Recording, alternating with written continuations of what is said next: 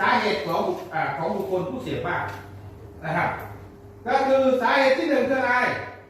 ครับชักชวนไหมพวกเราเคยโดนเพื่อนชักชวนไหม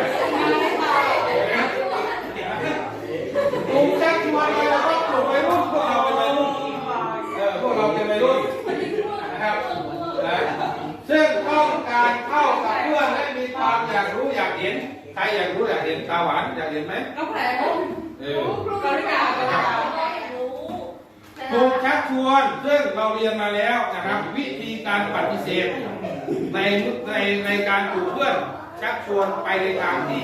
ไม่ดีเรามีทักษะในการปฏิเสธอย่างไรซึ่งเราเรียนมาแล้วนะครับเพราะฉะนั้น